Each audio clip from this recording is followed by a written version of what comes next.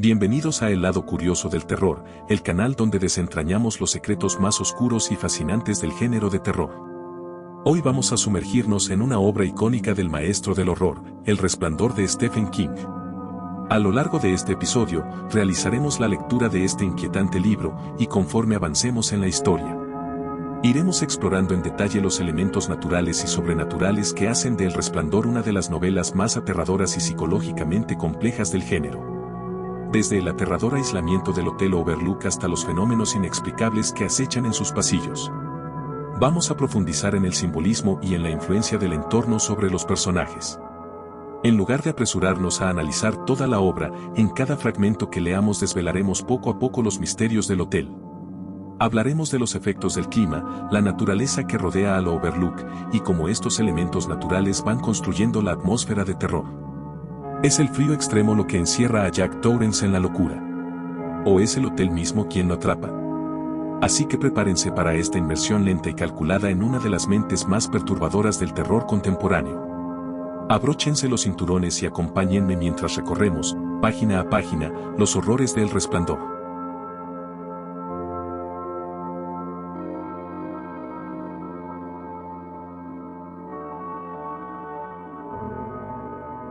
Algunos de los más hermosos hoteles de temporada del mundo se hallan situados en el estado de Colorado. Pero el que se describe en estas páginas no se basa en ninguno de ellos.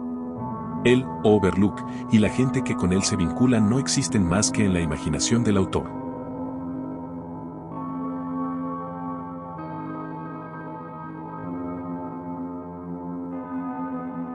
Se apoyaba un gigantesco reloj de ébano. Su péndulo se balanceaba con un resonar sordo, pesado, monótono, y cuando la hora iba a sonar, de las entrañas de bronce del reloj salía un tañido claro, resonante, profundo y extraordinariamente musical. Pero de un timbre tan particular y potente que de hora en hora, los músicos de la orquesta se veían obligados a interrumpir para escuchar el sonido, y las parejas danzantes cesaban por fuerza en sus evoluciones, durante un momento. En aquella alegre sociedad reinaba el desconcierto, y mientras aún resonaban los tañidos del reloj, se notaba que los más vehementes palidecían y los de más edad y más sensatos se pasaban la mano por la frente, como si se entregaran a un confuso ensueño o meditación. Pero apenas los ecos cesaban del todo, livianas risas se difundían por la reunión y se sonreían de su nerviosidad, mientras se prometían unos a otros en voz baja que el siguiente tañido del reloj no provocaría en ellos una emoción semejante.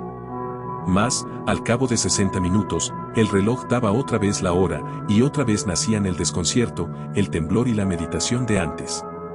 Mas a pesar de esas cosas, la jarana era alegre y magnífica. La máscara de la muerte roja. Apoe. El sueño de la razón produce monstruos. Goya. Cuando esplenda, esplenderá. Dicho popular. Capítulo 1. Entrevista de trabajo. ¡Qué empleaducho engreído!, pensó Jack Torrance. Ullman no pasaría de 1,65 m, y al moverse lo hacía con la melindrosa rapidez que parece ser especialidad exclusiva de los hombres bajos y regordetes. La raya del pelo era milimétrica, y el traje oscuro, sobrio, pero reconfortante. Un traje que parecía invitar a las confidencias cuando se trataba de un cliente cumplidor, y que transmitía, en cambio, un mensaje más lacónico al ayudante contratado: más vale que sea usted eficiente. Llevaba un clavel rojo en la solapa, probablemente para que por la calle nadie confundiera a Stuart Ullman con el empresario de pompas fúnebres.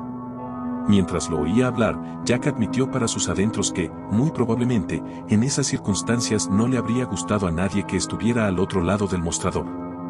Ullman le había hecho una pregunta, sin que él alcanzara a oírla. Mala suerte, Ullman era una de esas personas capaces de archivar en su computadora mental los errores de este tipo, para tenerlos en cuenta más adelante. ¿Decía usted? Le preguntaba si su mujer conoce realmente la tarea que ha de hacer usted aquí. También está su hijo, claro. Echó un vistazo a la solicitud que tenía ante sí. Daniel. ¿A su esposa no le asusta un poco la idea? Wendy es una mujer extraordinaria. ¿Y su hijo también es extraordinario?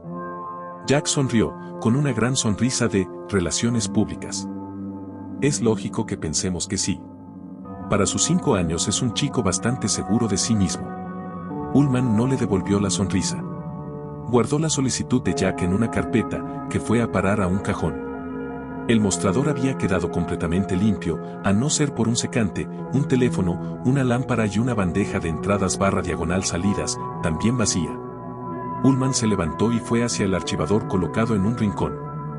De la vuelta al mostrador, por favor, señor Torrance.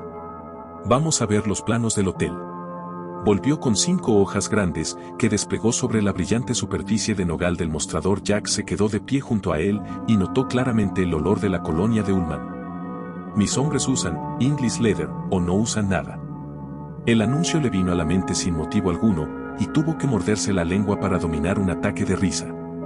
Desde el otro lado de la pared, débilmente, llegaban los ruidos de la cocina del Overlook Hotel. Al parecer, estaba terminando el servicio de comidas. La última planta, anunció con viveza Ullman, es el desván. Ahí no hay ahora más que trastos. El Overlook ha cambiado de manos varias veces desde la guerra y parece que cada uno de los directores ha ido echando al desván todo lo que no quería.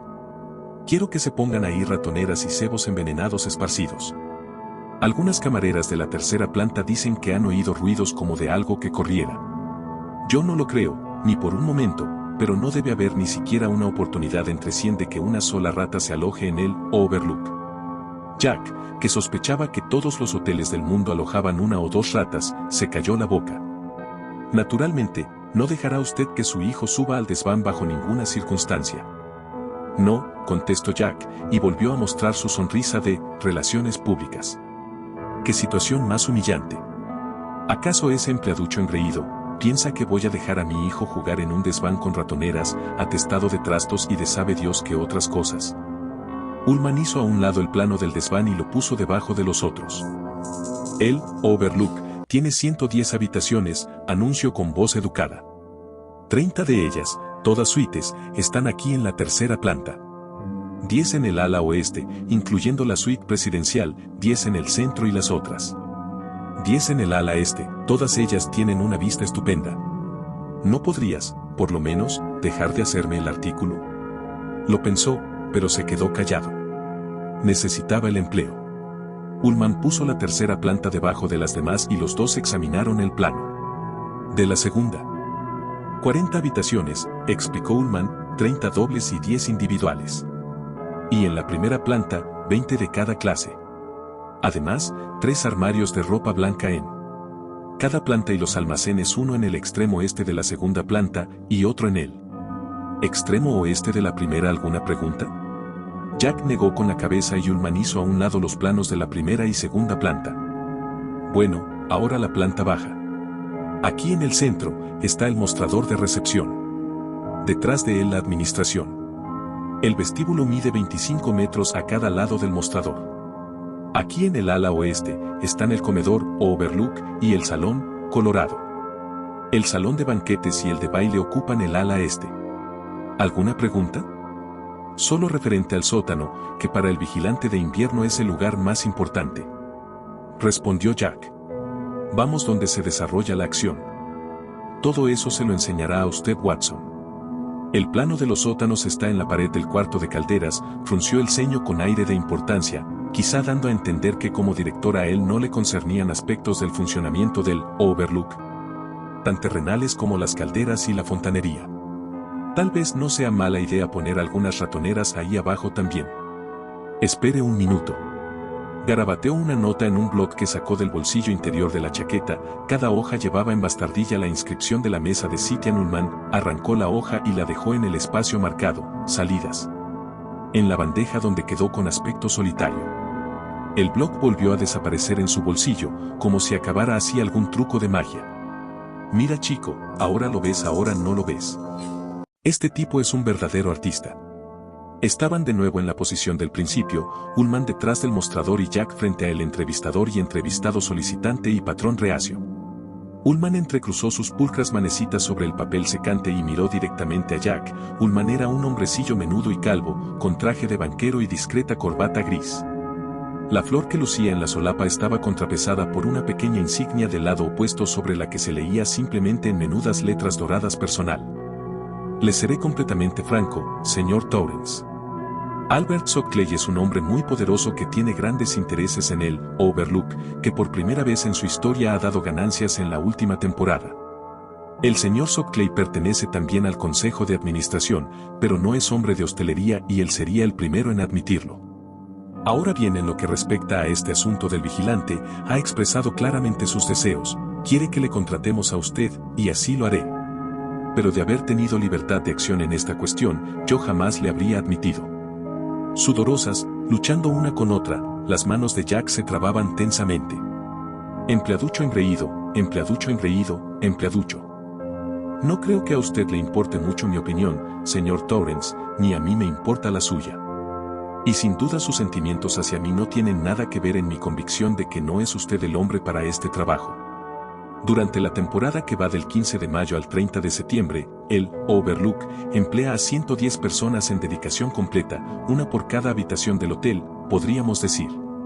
No creo que haya entre ellos muchos a quienes yo les caiga simpático, y sospecho que algunos me consideran un poco odioso. Puede que tengan razón al opinar así de mi carácter. Para administrar este hotel de la manera que se merece, tengo que ser un poco odioso. Miró a Jack en espera de algún comentario, pero este volvió a desplegar su sonrisa de relaciones públicas, amplia e insultantemente llena de dientes. El Overlook, explicó Ullman, fue construido entre los años 1907 y 1909. La ciudad más próxima es Idlewild, a 65 kilómetros al este de aquí, por carreteras que desde fines de octubre o noviembre quedan cerradas hasta abril. Lo construyó un hombre que se llamaba Robert Townley Watson, el abuelo de nuestro actual encargado de mantenimiento. Aquí se han alojado los Vanderbilt, los Rockefeller, los Astor y los DuPont. Y la suite presidencial la han ocupado 4 presidentes, Wilson, Harding, Roosevelt y Nixon. De Harding y de Nixon yo no estaría tan orgulloso, murmuró Jack. Ullman frunció el ceño, pero continuó indiferente. Para el señor Watson fue demasiado, de manera que vendió el hotel en 1915. Se volvió a vender en 1922, 1929 y 1936, y estuvo vacante hasta fines de la Segunda Guerra Mundial. Entonces fue adquirido y completamente renovado por Horace Derwent, millonario inventor, piloto, productor de cine, empresario. Le conozco de nombre, comentó Jack. Claro. Parecía que todo lo que él tocaba se convertía en oro, a excepción del Overlook. Se gastó en él más de $1 millón antes de que el primer huésped de posguerra atravesara sus puertas, para convertir esa reliquia decrépita en un lugar de moda. Fue Derwent quien hizo instalar las canchas de roque que le vi a usted admirar cuando llegó. ¿De roque? Un antepasado británico de nuestro croquet, señor Torrance. El croquet es un roque bastardeado. Según cuenta la leyenda, Derwent aprendió el juego de su secretario social y quedó completamente prendado de él. Es posible que la nuestra sea la mejor cancha de roque en Norteamérica. No me cabe duda, asintió seriamente Jack. Una cancha de roque, un jardín ornamental en que los arbustos por allí esparcidos estaban recortados en forma de animales, ¿qué más? Una figura de tamaño natural de Uncle Wiggily tras el cobertizo para los equipos del juego. Empezaba a cansarse del señor Stuart Ullman, pero era obvio que este no había terminado. Iba a decir lo que se había propuesto, hasta la última palabra. Después de perder 3 millones, Derwent se lo vendió a un grupo de inversionistas californianos, cuya experiencia con el hotel fue igualmente mala. No eran gente de hostelería, simplemente. En 1970, el señor Shockley y un grupo de sus asociados compraron el hotel y me confiaron su administración. También nosotros hemos seguido teniendo números rojos varios años, pero me alegro de decir que la confianza que me tienen los actuales propietarios jamás se ha debilitado. El año pasado no tuvimos pérdidas. Y este año, por primera vez, en casi 7 décadas, las cuentas del Overlook se escribieron con tinta negra. Jack se imaginaba que el orgullo del hombrecillo estaba justificado, pero después el desagrado del primer momento volvió a inundarle en una oleada. No veo relación entre la historia del Overlook, realmente interesante, lo admito, y la sensación suya de que no valgo para el puesto, señor Ullman, señaló. Una de las razones de que el Overlook haya perdido tanto dinero consiste en la depreciación que se produce todos los inviernos y que reduce el margen de ganancias mucho más de lo que podría usted creer, señor Torrance. Los inviernos son de una crudeza increíble. Para hacer frente al problema contraté a un vigilante permanente para que mantuviera encendidas las calderas y fuera rotando diariamente las partes del hotel que reciben calefacción. Para que fuera reparando las averías que se produjeran, de manera que los elementos no pudieran ganarnos. Para que estuviera constantemente alerta a todas y a cada una de las contingencias posibles. Durante nuestro primer invierno tomé a una familia, en vez de contratar a un hombre solo, y se produjo una tragedia. Una tragedia horrible. Ullman miró a Jack con mirada fría. Cometí un error, y no tengo inconveniente en admitirlo. El hombre era un borracho. Jack sintió que en su boca se dibujaba una mueca áspera y lenta, la total antítesis de la sonrisa de relaciones públicas, llena de dientes. ¿Con qué era eso? Me sorprende que Al no se lo haya dicho. Yo he dejado la bebida. Sí, el señor Sockley me dijo que ya no bebía usted. Y me habló también de su último trabajo, de su último cargo de responsabilidad, digámoslo así. Usted enseñaba inglés en una escuela preparatoria de Vermont, y tuvo un arranque de mal genio. Creo que no es necesario que sea más explícito. Pero es que, casualmente, yo creo que el caso de Grady tiene cierta relación, y por eso he traído a la conversación el tema de su historia anterior. Durante el invierno del 70 al 71, después de la restauración del Overlook, pero antes de nuestra primera temporada, contraté a ese desdichado que se llamaba Delbert Grady, y que ocupó las habitaciones que ahora compartirá usted, con su mujer y su hijo. Él tenía mujer y 2 hijas. Yo tenía mis reservas, entre las cuales las principales eran el rigor de la estación invernal y el hecho de que los Grady se pasarían de 5 a 6 meses aislados del mundo exterior. Pero eso, en realidad, no es así, ¿verdad? Aquí hay teléfono y probablemente también alguna radio de aficionado. Además, el Parque Nacional de las Montañas Rocosas está dentro del alcance de vuelo de un helicóptero, y estoy seguro de que con una extensión tan grande deben tener 1 o 2 de esos aparatos. Eso no lo sé, admitió Ullman. El hotel tiene un emisor y receptor de radio que el señor Watson le enseñará, y le dará también una lista de las frecuencias en que debe transmitir si necesita ayuda. Las líneas telefónicas con Sidebinder todavía son aéreas, y casi todos los inviernos se caen en algún punto, entonces es probable que queden por el suelo entre 3 semanas y 1 mes y medio. En el cobertizo hay también un vehículo para la nieve. Entonces, el lugar no está realmente aislado. El señor Ullman parecía apenado. Imagínese que su mujer o su hijo se cayeran por las escaleras y se rompieran el cráneo, señor Torrance. ¿Pensaría usted entonces que el lugar no está aislado? Jack comprendió a qué se refería. Un vehículo para la nieve, a toda velocidad, le permitiría a uno llegar a Sidebinder en 1 hora y media, con suerte. Un helicóptero del servicio de rescate de los parques podría llegar en 3 horas, en condiciones óptimas. Pero si había una tormenta de nieve no podría despegar, ni se podía contar con ir a toda velocidad en un vehículo de esos, aunque se arriesgara uno a salir con una persona gravemente herida. Afrontando temperaturas que podían ser de 25 grados bajo cero, o de 45, teniendo en cuenta el viento como factor de enfriamiento. En el caso de Grady, continuó Ullman, yo me hice el mismo razonamiento que aparentemente se ha hecho el señor Sockley en el caso de usted. La soledad en sí misma puede ser peligrosa. Es mejor que un hombre tenga consigo a su familia. Si hay algún problema, pensé, lo más probable es que no sea algo tan urgente como una fractura de cráneo o un accidente con alguna de las herramientas mecánicas o un ataque epiléptico. Un caso grave de gripe, una neumonía, un brazo roto, incluso una apendicitis. Cualquiera de esas cosas habría dejado tiempo suficiente. Sospecho que lo que sucedió fue consecuencia de un exceso de whisky barato, del cual, sin que yo lo supiera, Grady había hecho una abundante provisión y de una extraña reacción a la que antes solían llamar fiebre de encierro. ¿Conoce usted la expresión? Preguntó Ullman con una sonrisita de suficiencia, dispuesto a explicarla tan pronto como su interlocutor hubiera admitido su ignorancia, pero Jack, ni corto ni perezoso, le respondió con rápida precisión. Es la forma popular de denominar una reacción claustrofóbica que puede darse cuando varias personas se encuentran encerradas durante un tiempo prolongado. La sensación de claustrofobia se exterioriza como aversión hacia la gente con quien uno se encuentra encerrado. En los casos extremos puede dar como resultado alucinaciones y violencia, que pueden llevar al asesinato por motivos tan triviales como una comida quemada o una discusión sobre a quién le toca lavar los platos. Ullman le miró un tanto perplejo, de lo cual Jack se sintió muy feliz. Decidió llevar un poco más lejos su ventaja, mientras silenciosamente prometía a Wendy que conservaría la calma. Me imagino que se equivocó usted en eso. ¿Grady les hizo daño?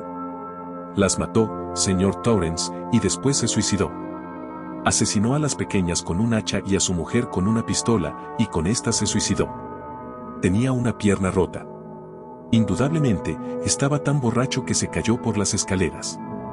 Ullman separó ambas manos, mientras miraba virtuosamente a Jack. ¿Qué estudios tenía, secundarios? En realidad, no, respondió Ullman con cierta rigidez.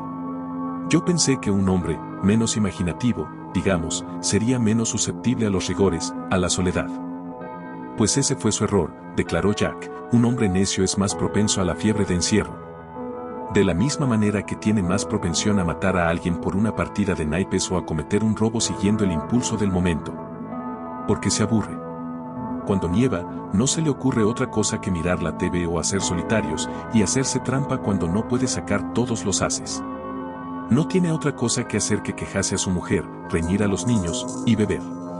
Le cuesta dormirse sin oír más que el silencio. Entonces se emborracha para dormirse, y después se despierta con resaca.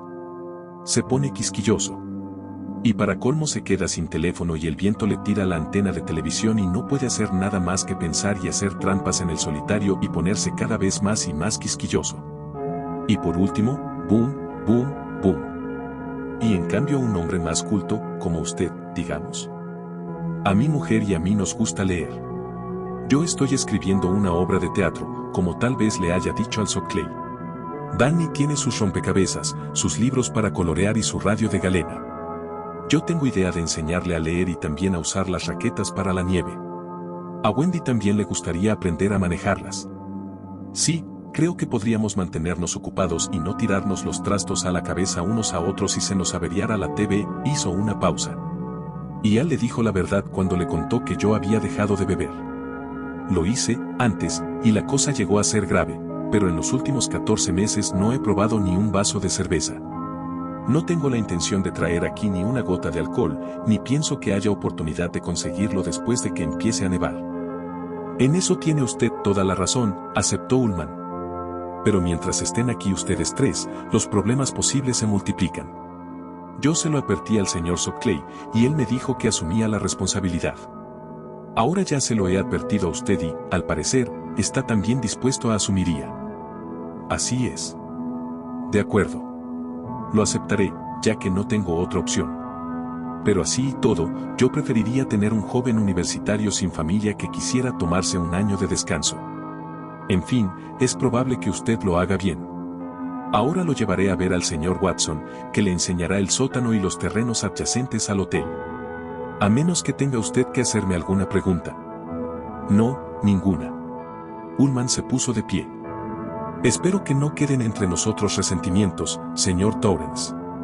En las cosas que le he dicho no hay nada personal. Lo único que quiero es lo que sea mejor para él, Overlook. Es un gran hotel, y quiero que siga siéndolo. Claro que no hay ningún resentimiento, le aseguró Jack, de nuevo con la sonrisa de relaciones públicas, pero se alegró de que Ullman no le ofreciera la mano. Vaya, si había resentimientos. De todas clases. Analizando el capítulo 1 de El Resplandor. Primero. El entorno como presagio del terror.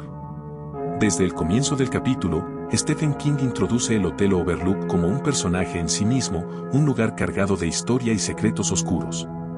Aunque todavía no hemos visto el hotel en su totalidad, las palabras de Ullman, el gerente, nos preparan para su poder amenazante. El hotel está aislado en las montañas de Colorado, rodeado por vastos paisajes de naturaleza agreste, lo que subraya el tema del aislamiento físico y psicológico que jugará un papel crucial en la historia. El simple hecho de que Jack esté considerando quedarse en este lugar remoto durante todo el invierno ya siembra la semilla del malestar. King nos sugiere que el ambiente, el clima extremo y la soledad pueden ser factores tan inquietantes como cualquier elemento sobrenatural. Es importante notar que el Overlook, en la cima de la montaña, se muestra casi como una fortaleza inexpugnable, algo que debe ser domesticado, pero que al mismo tiempo tiene un carácter destructivo y perturbador. Como si la naturaleza misma se aliara con lo paranormal. Segundo. El aislamiento como detonante de la locura. El primer capítulo establece la importancia del aislamiento, que será uno de los temas recurrentes de la novela. Ullman menciona los inviernos duros y cómo la nieve bloqueará cualquier acceso al hotel, encerrando a Jack y su familia en una prisión natural. Esta separación física del mundo exterior tiene implicaciones psicológicas que se sugieren desde el principio, que le hace a la mente humana quedar atrapada en un espacio cerrado durante meses. La conversación sobre el cuidador anterior, Delbert Grady, que sucumbió a la locura y asesinó a su familia, actúa como una advertencia para Jack y el lector. A través de esto, King plantea la idea de que el aislamiento prolongado y el entorno hostil pueden sacar lo peor de una persona. Esto también marca el primer indicio de que Jack podría estar vulnerable a las mismas fuerzas, ya sean internas o externas. Tercero, la psicología de Jack Torrance. Aunque aún no sabemos mucho de Jack, King ya empieza a construir los cimientos de su carácter y de su lucha interna. En la entrevista, Jack se muestra controlado, ansioso por redimir su vida tras los problemas profesionales y personales que ha enfrentado. Sin embargo, el lector percibe desde el principio que hay tensiones ocultas en su carácter. Jack está buscando una oportunidad para recomenzar, pero hay señales tempranas de que el Overlook puede no ser el lugar adecuado para eso. King sugiere que Jack ya tiene demonios internos, y el hotel, con su atmósfera cargada y su historia oscura, puede amplificar estos demonios. Aunque este primer capítulo parece ser solo una introducción a la trama, en realidad está sembrando las semillas para lo que será el lento deterioro psicológico de Jack. Cuarto. El Hotel Overlook, un personaje más. El Overlook no es solo un escenario, es un personaje en la historia, con una presencia ominosa desde el principio. Ullman describe al hotel con orgullo, pero también menciona sus peculiaridades, su historia de tragedia, y su lejanía, como si fuera un ser vivo que vigila a quienes se acercan demasiado. La atmósfera del hotel no solo influye en los personajes, sino que también parece tener voluntad propia, como si el mismo lugar tuviera poder sobre la mente de quienes lo habitan. La elección de King de situar la historia en un hotel es simbólica, un lugar donde constantemente pasan personas, pero nunca se quedan. Esto subraya la temporalidad de la estancia de los Torrance y la idea de que el hotel devora a quienes intentan apropiarse de él. Las montañas que rodean el hotel, los inviernos duros y la nieve que bloquea el camino, actúan como barreras tanto físicas como psicológicas. Quinto. Elementos naturales, el clima y el aislamiento. Desde el inicio, el clima juega un papel clave en el desarrollo del ambiente de terror. El invierno, con su aislamiento brutal y su frialdad implacable, representa una fuerza incontrolable que aísla a Jack y su familia del mundo exterior. A lo largo del capítulo, se menciona el tiempo que pasan los cuidadores completamente solos, sin acceso a la civilización, lo que presagia los desafíos emocionales y psicológicos que esto implica. King utiliza el clima como un personaje más, una presencia hostil y opresiva que se suma al ambiente ya perturbador del Overlook. Este aislamiento impuesto por la naturaleza es una de las herramientas más poderosas del horror psicológico, ya que expone a los personajes a su propio deterioro mental sin la posibilidad de escape. En conclusión, capítulo 1. El primer capítulo de El Resplandor introduce con maestría los temas que dominarán la novela: el aislamiento, la influencia destructiva del entorno natural y la fragilidad de la mente humana ante tales presiones. A medida que Jack Torrance comienza su viaje hacia el Overlook, King ya nos está preparando para la inevitable colisión entre el hombre y los horrores, tanto reales como imaginarios, que aguardan dentro y fuera de las paredes del hotel. El clima, la naturaleza y el propio hotel juegan un papel crucial en crear una atmósfera que llevará a la familia Torrance al borde de la locura. Este análisis del primer capítulo prepara el terreno para lo que vendrá, el lento pero inevitable descenso hacia el terror, donde lo natural y lo sobrenatural se entrelazan de forma inquietante.